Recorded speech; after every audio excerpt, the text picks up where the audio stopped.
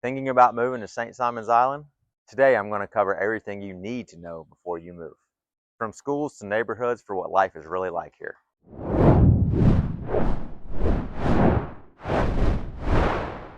I'm Ganton Kirby with Keller Williams Realty. Don't forget to like and subscribe. Let's grab that beach shovel and dig in. Let's start with schools and education. On the island, we have two fantastic public elementary schools. On the north end, you have Oglethorpe Point, and on the south end, across the street from the beach, you have St. Simon's Elementary, where my two kids go. You also have a private school that runs fully through K through 12, which is Frederica Academy. We have tons of friends that go over there too, and they love it.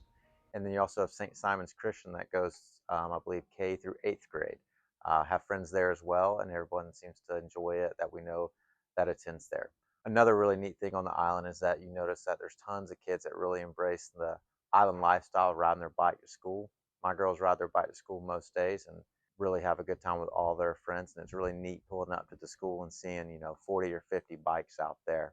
One other really cool thing that we like about St. Simon's Elementary is at the beginning of the year you sign a waiver that your kid can go to the beach any day that the teacher needs a break, basically. So we always say you really know you're out at one when you can go to the beach when you're at school. Now let's talk neighborhoods on the island. And I think the easiest way probably to do this is start the south end and kind of move through the north end. Now we're not going to go over all of them, but kind of hit the highlights. So starting on the south end, one of a really kind of big family neighborhood is St. Simon's Island Club. And there you'll find, large lots with kind of sprawling ranches and some bigger homes. Price point in there, you're looking at lower millions, anywhere all the way up to 2.5, 3. Kind of north of that, you're going to start getting into Mid-Island, maybe in the Broadway Peachtree area. Those are great neighborhoods. You can still bike to the beach, still golf cart to the beach. So a lot of people like it for that reason. Once you go further north, you will have a lot more neighborhoods along Frederica. And as long as you're south of Frederica, biking, golf carting, all those things are, and the accessibility to the beach and not dealing with traffic are all what I would say very attractive about living there. When you go north of Frederick or north of Sea Island Road, you get first big neighborhood on your right. It's going to be Sea Palms. It's kind of like the Island Club of the North. Homes are a little less expensive there, but you still have really big lots. It's a really fun place.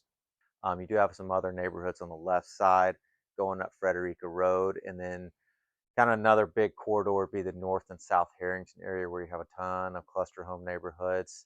And then further north you go, you will run into like Frederica and then Hampton Point.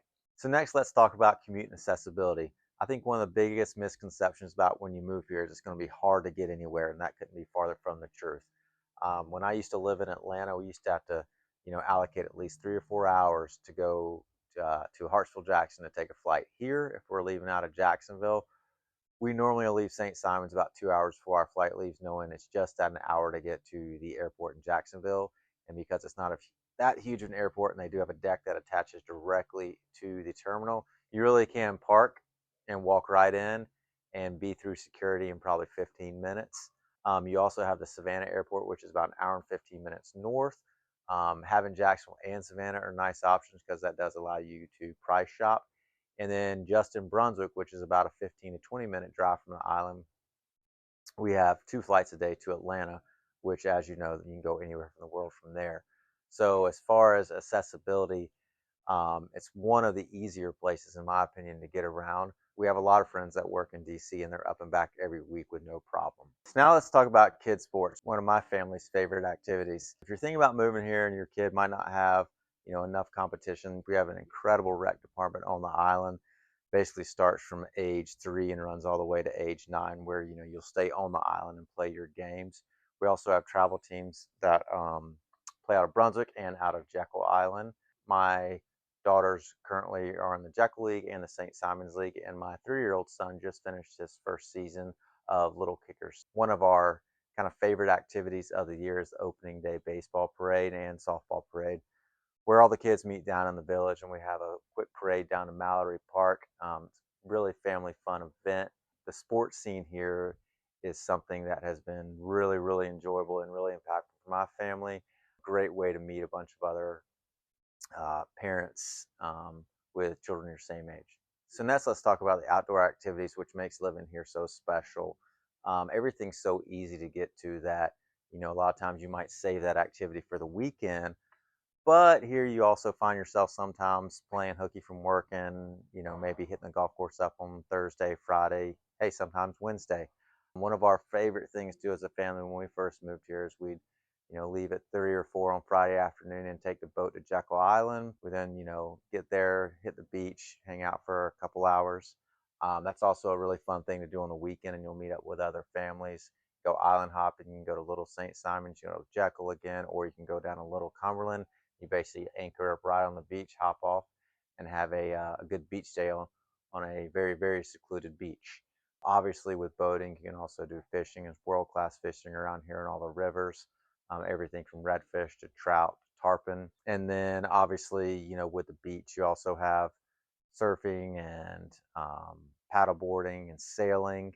When we do go out in the boat, we also end up doing a lot of water skiing, tubing, jet skiing. Kind of one of our favorite things to do is right when we get on the boat, we throw the kids on the tube. They're happy, all the adults are happy, and we just go for a good cruise. So I know we've talked a lot about kids' activities, so now let's explore what the adults can do to have fun. There's a ton of community engaging events, whether it be fundraising for charities and things like that. But there's also live concerts. We just had one recently in Redfern Village. That was a lot of fun. And there's also house parties that tend to occur most weekends. What I kind of equate it to is if you kind of grew up in the 90s, you remember the movie Weekend at Bernie's. It's a lot like that here sometimes, where you end up maybe going from party to party. And because everything is super convenient here, you can a lot of times find yourself overcommitting and party hopping on a consistent basis. So now let's wrap it up and talk about the community and lifestyle. I think that's one of the kind of coolest things about living here. And I think it was Ben Affleck who was filming a movie over in Brunswick once and said, coined the term, this is kind of Mayberry by the sea. And I really do think that's kind of the best representation of it. You know all your neighbors, everyone looks out for one another. Can't really go anywhere without seeing somebody you know. It's always kind of fun when you're just driving around. You're constantly waving at folks. When we moved here from Atlanta, you didn't really get to see a lot of people you knew all the time, and that couldn't be farther from what occurs here. And that really occurs across age ranges. My wife's mother followed us from Atlanta, and she moved here a couple of years ago, and she has more friends here than she ever did in Atlanta. She lives in a super vibrant lifestyle right now, walks on the beach almost every day. So I'd say from any age group, this is such a great place to live and very easy to get plugged into the community. So those are my top tips for everything you need to know before you make the move. But if you have any questions, my contact information is below.